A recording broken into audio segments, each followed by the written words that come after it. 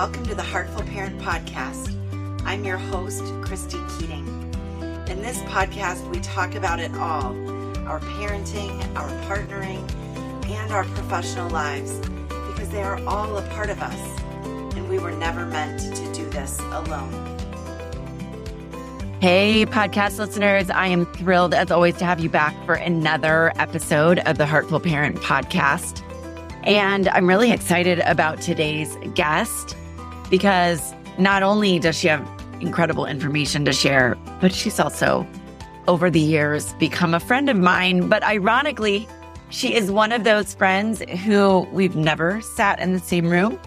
We've never been able to give one another a hug. We know each other online and through Zoom only, but have really cultivated a lovely friendship and respect for one another. And I'm thrilled to introduce her to you. If you participated in the Safe Parenting Summit in 2023, she will sound very familiar to you because she was one of our incredible speakers last year. If you didn't participate in the summit in 2023, or you didn't have a chance to listen to her interview, she will be I think you'll find her to be a breath of fresh air, a revelation, just really fascinating to listen to. Her name is Bunmi Emenanjo. She is an attorney and an entrepreneur. She was born here in the United States, and as you'll hear her describe in our interview together, she was raised in Nigeria, and both her childhood in Nigeria and her Nigerian heritage and culture really inspire her writing. In 2019, she founded the Atlas Book Club, which was a company focused on curating diverse children's books in a really intentional manner. When she is not practicing law or working on the Atlas Book Club, Bunmi is reading, traveling, and writing stories fill the heart and move the spirit. Bunmi lives in Maryland with her husband, her 3 children, and a devoted Black Russian Terrier named Shadow. She is newly published author of a beautiful book called I'll See You in Ijebu that she and I are going to be talking about today, as we also dive into how stories not only shape our lives, but can shape our view of the world, can build a safer world for all of us, help us and our children build and create cultural awareness, cultural competency, and an appreciation for one another. Bunmi talks about this just so beautifully, and I am so thrilled for you to meet her. Without further ado, Bunmi Emenanjo. All right, Bunmi, welcome to the podcast. It is so fun to have you here. Thank you. Thank you for having me. I am really excited to be back. We've done a couple of these. We have, and I love it because you and I text occasionally throughout the year, and we see each other online in some of the groups that we're both a part of, but we have to actually schedule something like this in order to connect and see each other. And so I'm always excited about it. Yeah, same here. I want to start. Obviously, I read your bio in the intro, but your bio and your story are not the same thing. I want to start with kind of your story and how you were brought up, where you were brought up. And because I think that's an important piece of background as we start to talk about the importance of stories and the beauty of the story that you wrote.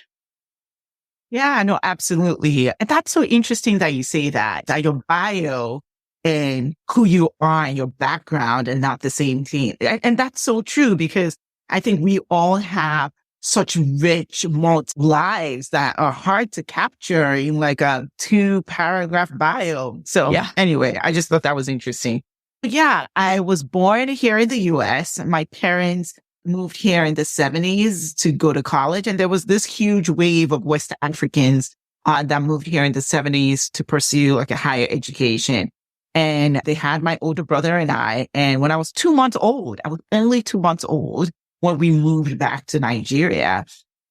And I lived in Nigeria, I grew up in Nigeria and lived there until I was 16 years old, at which point I moved back here to the U.S.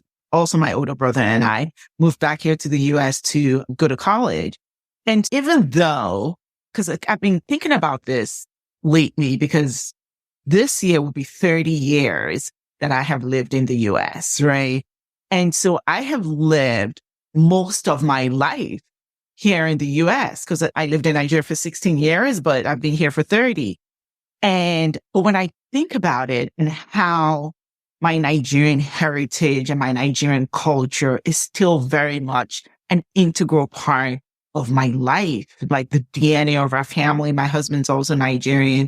And so even though it's really interesting, even though I've lived here longer, and the US and Maryland is definitely home, but then there's another home, right? That's so deeply woven, yes, into my DNA scientifically, but also woven into my DNA in the sense of who I am as a person and how I see the world. Yeah. And yeah, I've been reflecting on that lately. And yeah. Yeah. I mean, I always love hearing your story because it's not one that most of us have lived, right? I have traveled to Africa, not to Nigeria, but to a number of other countries in Africa. And it is such a vibrant, rich continent that and this is the word that I heard somebody on the airplane say, I think when I was traveling there one time, and they said it's intoxicating. And that word stuck out in my brain because it is, and I know a lot of Americans think of Africa as Africa, right? It's like a big, and there are so many different rich cultures and countries and landscapes and all of that within that continent, just as there are in the US or in South America or wherever. But there is so much about all the places that I've been, and no doubt Nigeria as well, that are just intoxicating. It's amazing. That is the word. And I have never thought about it like that. You're absolutely right. And I know we're going to talk about the book later, but I do want to say this. When I was writing, and first of all, this book would not exist without Diana Ejaita, right? Who illustrated so beautifully and so beautifully brought my words to life. Like, Yes. I can't imagine this book existing without her. And so when you say intoxicating, when I was writing this, I got this question when I was at the Pratt Library sometime last week, and someone said, maybe it was another event, I don't know, I've had a couple of events, and someone said, what world was I trying to create for kids to walk into? Or what world was I trying to create when kids open this book and it serves as a window into another world? And what I was trying to create was exactly what you captured, an intoxicating world. Yeah. And what do I mean by that? So the city of Lagos is intoxicating. That is exactly the word for it. It is so vibrant and so full of life. And that's what I was going to capture, what I was trying to capture in the book. If you see, there's a particular scene where they're in that traffic jam. This is probably one of my favorite scenes from the book.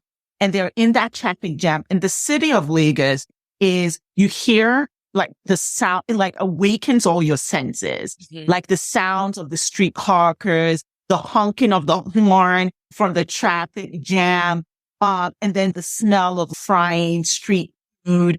All of that is going on. And then the colors. You see all the people either going to work or running errands, going to the market, and they're dressed colorfully in their Ankara fabric and outfits.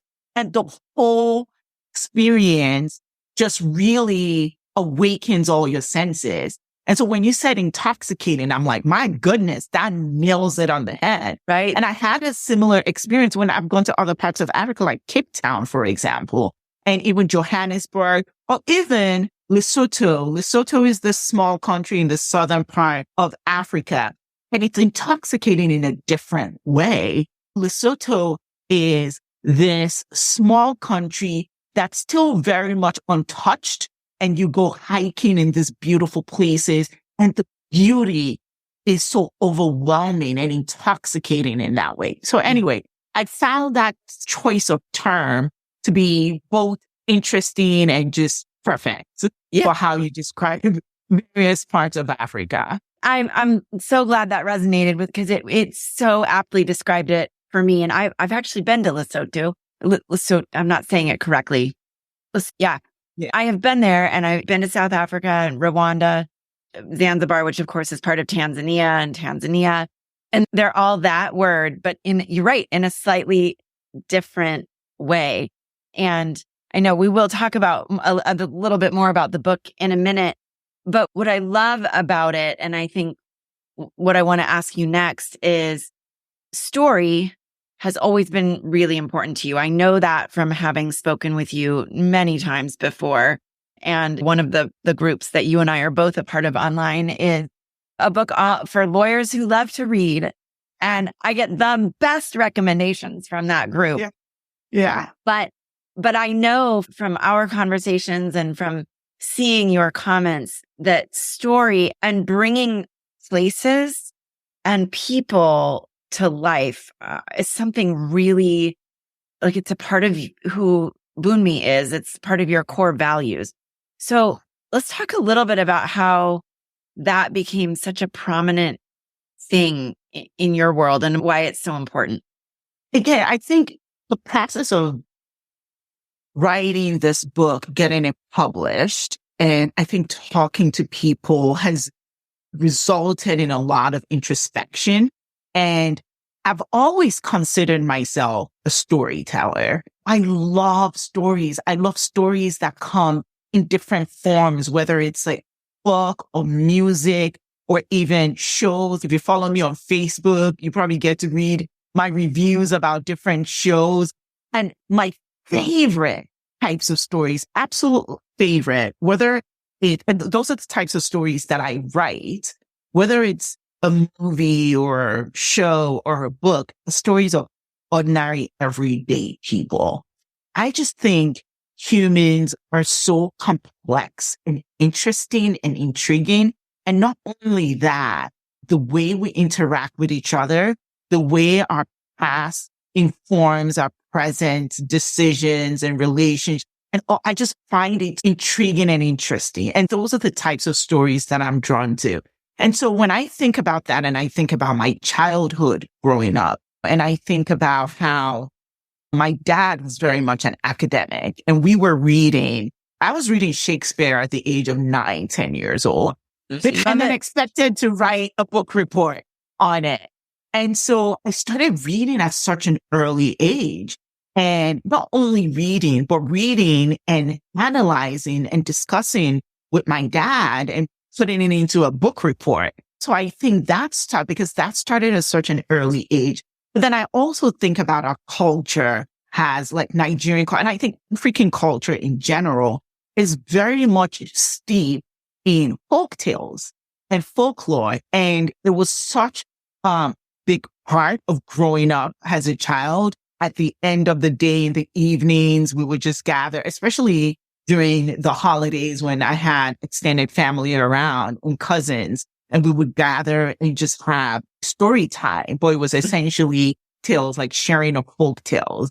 And even to the extent that they had TV shows just for folk tales. It would be like the TV show, and you would have the host sit down, and there would be kids gathered around, and the host would be telling his kids stories about how this cracked his shell, and, why the mosquito buzzes in your ears, like all those, why the sky is so far away, like all those types of folk tales that have been passed down from generations to generations. And then, so that's one aspect of it.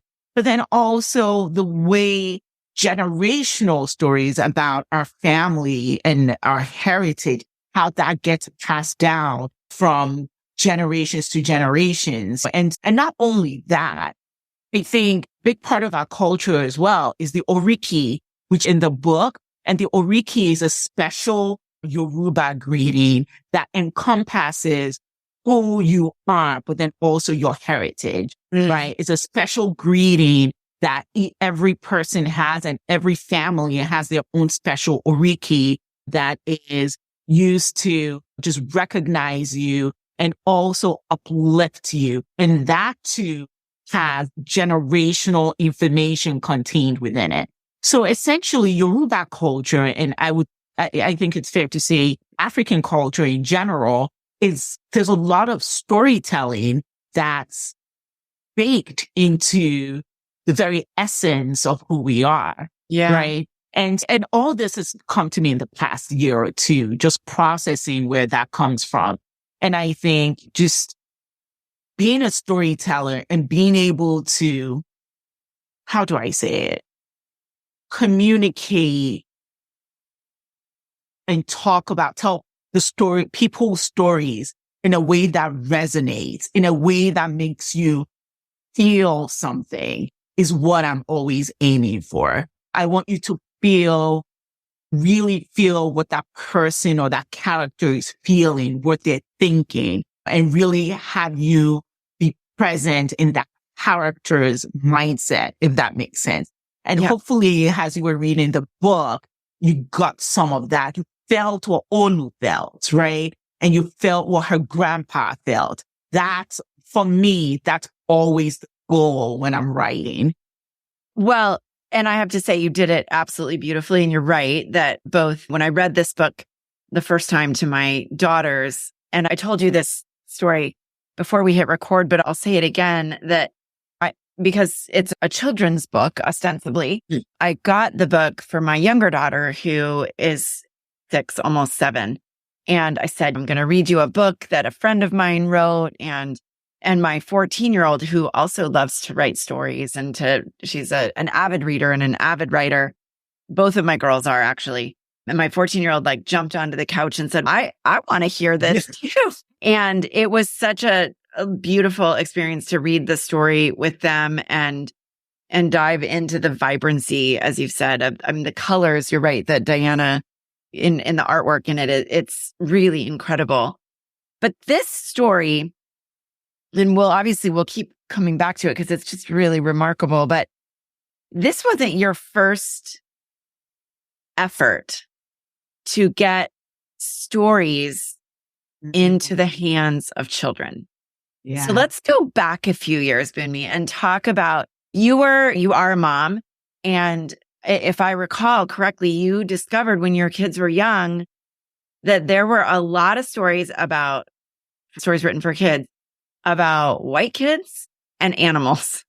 Mhm. And you realized that there was an issue with that. Tell us about that. Yeah, no, absolutely. So I think this was back in 2016. We moved to this neighborhood where we are now that wasn't very diverse. In fact, my then 4th grader was the only Black boy in his class, right?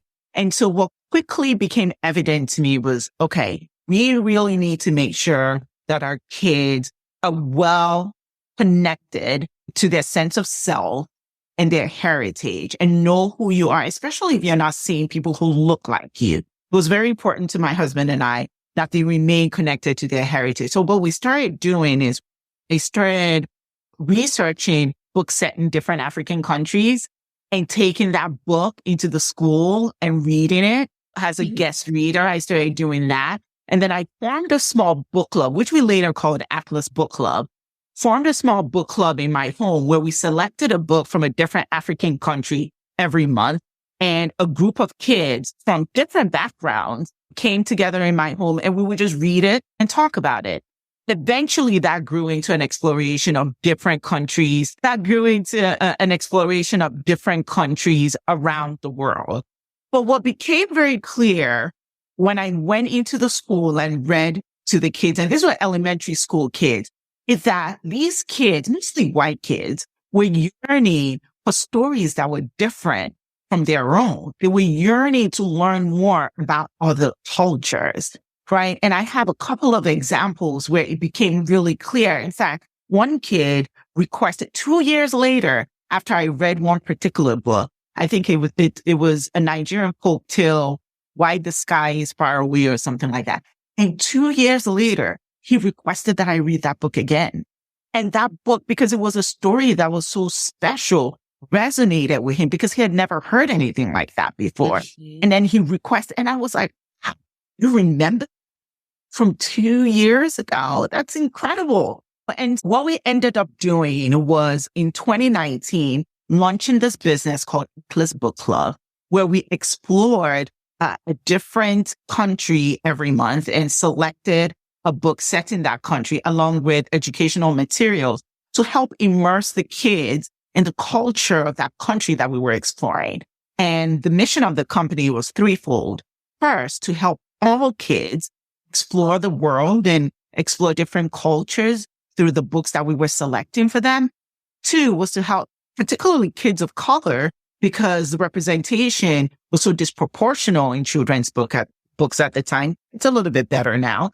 And to help them see themselves in the books that they were reading by bringing those books to their doorstep. And lastly, the third mission for Atlas Book Club was to help shatter single story narratives. And what do I mean by that? It means giving them books that show various aspects of a country or culture versus the single story narrative that exists out there based on what the media shows us, etc. So for example, let's talk about South Africa. When most people think about South Africa, they think Nelson Mandela. They think apartheid. Apartheid, yeah. So that's the single story narrative, right? But there are so many cultures, like rich cultures in South Africa, so many language, so many beautiful parts of South Africa and stories of South African people that has nothing to do with apartheid. Of course, it all has something to do with apartheid, but you get what I'm saying. That's not the singular narrative of South African people. And so that was one of the reasons why story narrative, because when that was a phrase that I had never heard before until you and I met. And we've talked about it a number of times in various interviews that we've done. And it resonated so strongly with me because you're right that I know, having visited some of those places, travel has a way of opening your eyes, right? I knew there were other stories and other cultures, and there's so many languages. If we're just talking about South Africa, right? Yeah. But I also knew that all I had ever learned about it in the US as a child growing up was really, as you said, Nelson Mandela and apartheid, right? Yeah. That was the information that I had about it. And I started to realize even more and more as we were members of the Atlas Book Club for quite some time till we ran out of room on our bookshelves, that was true for me in a number of different countries. And I was pulling out some of the other books that you sent us. There was this one, The Clever Tailor, which is a story, right, that takes place in India, which is a beautiful book. And I was trying to remember this one, Angel in Beijing, which is, this is one of my daughter's very favorites and one of mine as well. But it's these stories, I brought so many of them down. This one, Looking for a Jumbie. That's one of my favorites. Yeah. Yes. Oh, it's a smile to my face. Yeah. Yeah. And then this one, which is US based, but it's the story of the oldest student, how Mary Walker learned to read. And she was like ancient when she learned to read. Yeah. Like these stories, for me as a parent, also opened my eyes to, as you said, ordinary, average people living their lives in different parts of the world or even within different cultures here in the US. Yeah. And that was and continues to be so valuable for me. And I have to tell you, Bunmi, it also has shaped the books that I pick up as an adult. My desire to hear about other cultures and hear the narratives that give me different worldviews that share that. And I hope that as my children grow, they continue to do that as well. I'd love to have you talk about, as a Black mom in the US, right? Living in a not terribly diverse neighborhood, at least, bringing these stories. What have you seen? You shared what the three missions were, the three goals of the Atlas Book Club, but on a more sort of practical level, what have you seen or heard from customers of the impact that getting away from that single story narrative has had for them, and maybe for your own children as well? Yeah. No, first, thank you for sharing that, because that just means a lot. it means a lot to me because the reason we do this is to create, and I think we talked about it at the summit last year, is to create a safer world. Yeah. Not just for our kids, but for everyone, right? So that now we are now safe spaces for people who may be other. That's because now with you now expanding your worldview, you're now potentially a safe space for someone who may be from that culture that you just read, because now you can connect in a more intentional way, right? And I think that's the beauty of reading the stories, especially stories about just ordinary people who just happen to live in Syria or happen to be Syrian, ordinary people who just happen to be Kenyan, who just happen to be from Singapore, right? Because at the end of the day, we're all human. And we all, at the end of the day, we all want to feel seen and heard and valued. And so is basically like getting to know that other person through a window, like a book. You're like, oh, I can get to know a little bit more about you through this book and understand you and understand your culture because I've read this book. And so now when you now meet someone from that culture or from that marginalized group in real life, there's a point of connection and they now feel seen. They now feel, oh, she sees me. And so I just think that's beautiful. And I just wanted to touch on that. As far as the impact, oh gosh, I still get notes from parents, even though we're not doing this anymore. And by not doing this anymore, we're not sending out the monthly boxes, but we do have an inventory of past boxes that people can purchase. We just don't advertise it.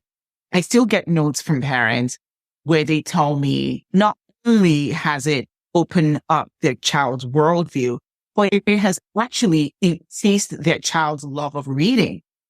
Because now they're reading stories, again, as I mentioned earlier, about this yearning that kids have this innate curiosity that we just have to feed. We have to feed that curiosity or give them enough to explore and feed that curiosity on their own.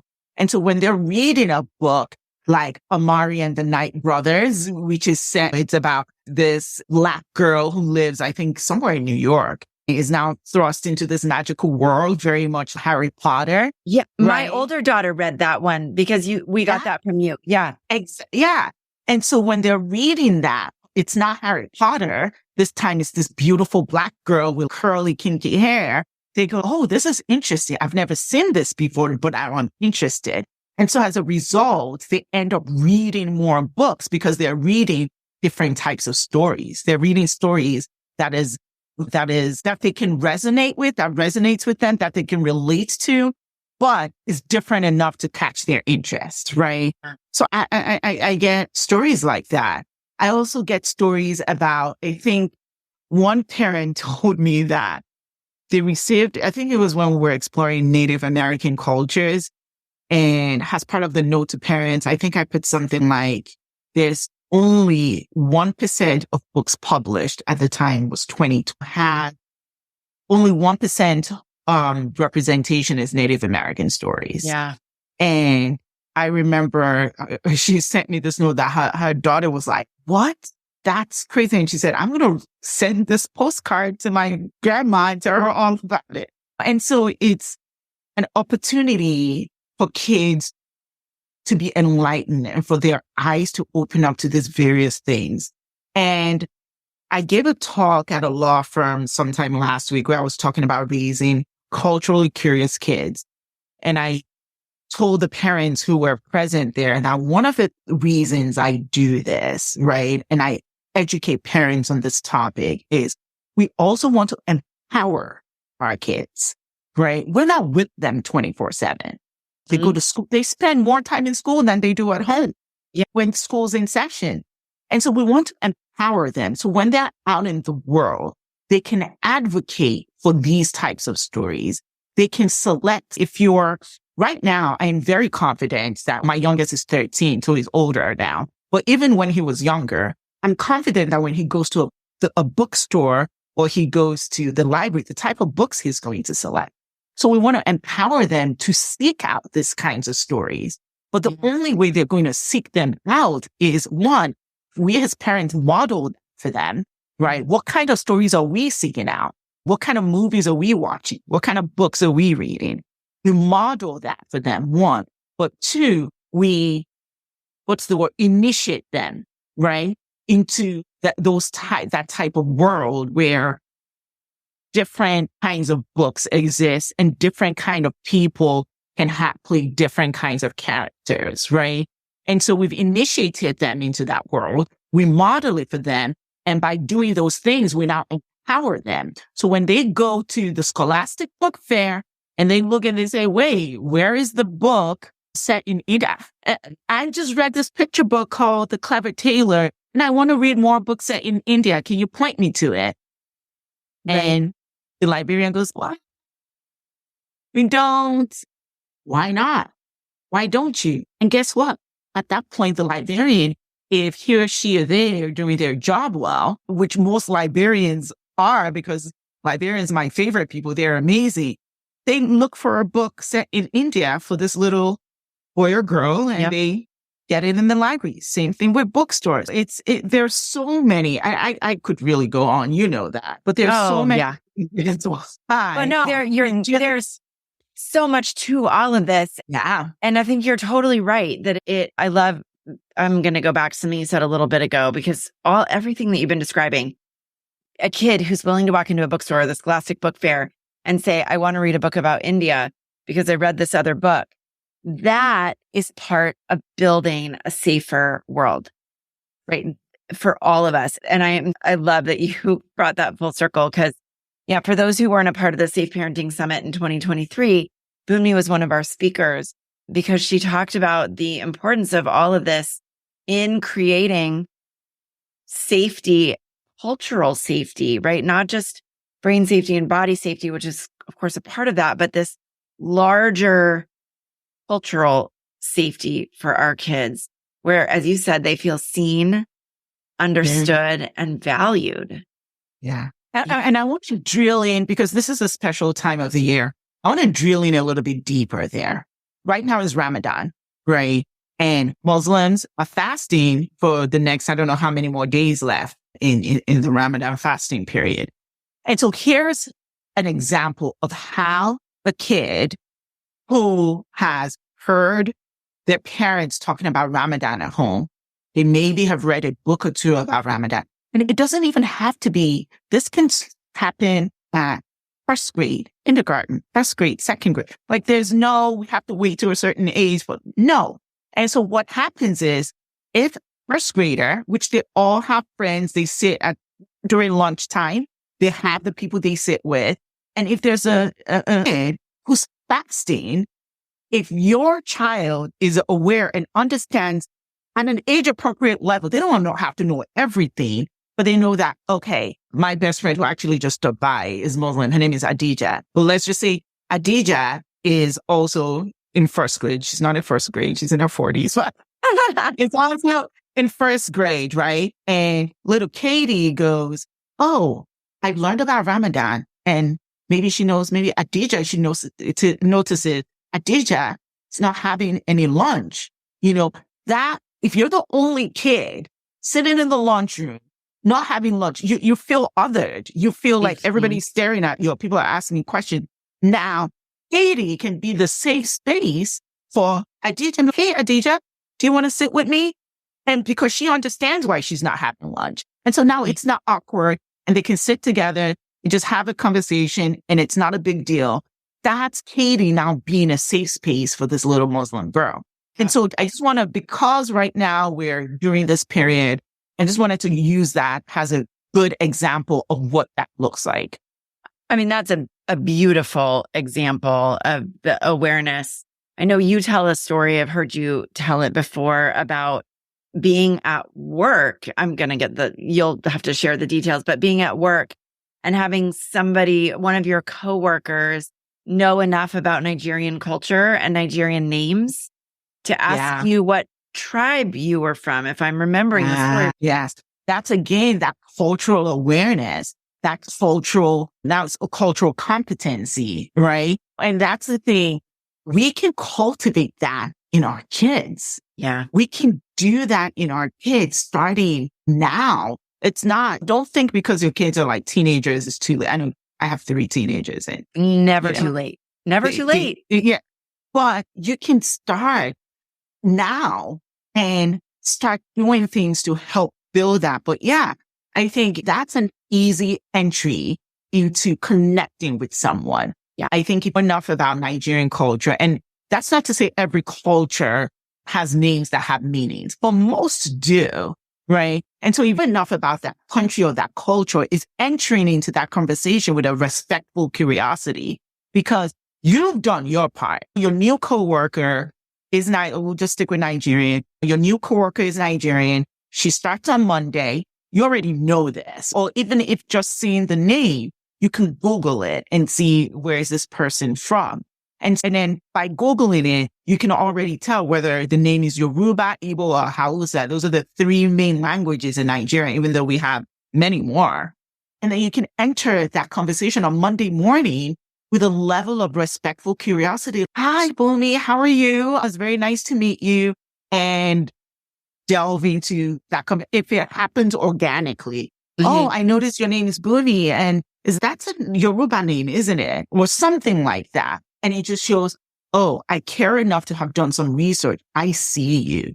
And we can teach our kids, like every child is different and has different levels at which they can engage depending on their age. But we can teach them little things like that to help build their confidence and help cultivate that cultural competency so that they can start practicing those skills now. Yeah, I love it. I want to bring this full circle and bring it back to this beautiful book that you wrote, which I know I brought so many books to our conversation, but I got to find it. Here it is, right here. We've talked a little bit about the vibrancy and the artwork and the heart that you put into this, but let's talk about, when you started Atlas Book Club, the dream was always to actually not just send out books written by other authors, but to actually be an author yourself, which you now are. Talk a little bit about the story that you wove in for readers in this book and why it was important for you to tell it. Yeah. So it's always been my dream since I was a kid to be an author. So it's just really special to see this book out in the world now and see how it's resonating with people. So this story is based on my childhood growing up in a multicultural, multi-faith family. I grew up Catholic and my mom was born into a Muslim family and my grandparents and my extended family are Muslim. But every year we visited them in Ijebu. Ijebu is the small town in the southwestern part of Nigeria. We grew up in Lagos. We lived in Lagos. So every year we would make it's about 2 hours journey from Lagos to Ijebu to celebrate Al-Adha with my grandparents and my grandparents and my extended family. So this story was just an attempt to capture a moment in time, right? It came to me in a coffee shop in 2017.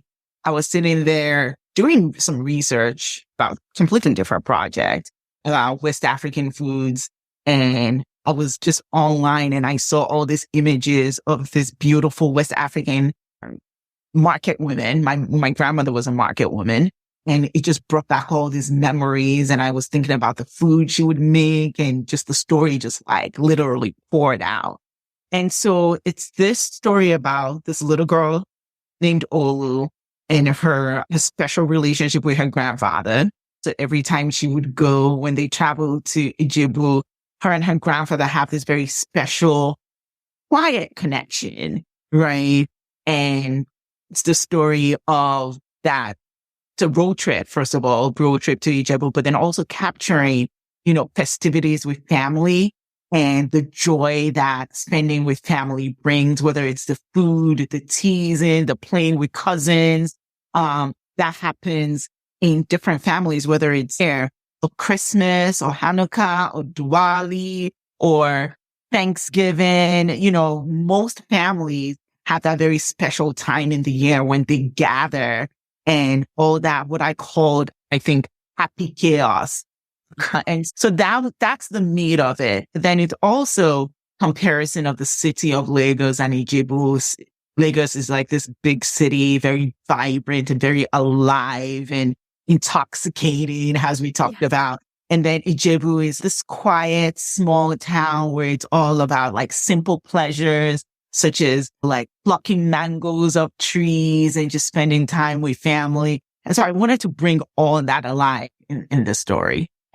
I know some people will be watching this interview on YouTube, and this is one of my favorite pictures. Yeah. Which is once they arrive in Ijebu with just everybody, like it's all the family around it. Yeah. And I told you this as well, but after I read this book to both of my daughters, it opened up these really lovely conversations, which I think go back to that idea that you were talking about of building a safer world, because we're seeing the similarities because we're all human, and that cultural competency piece as well.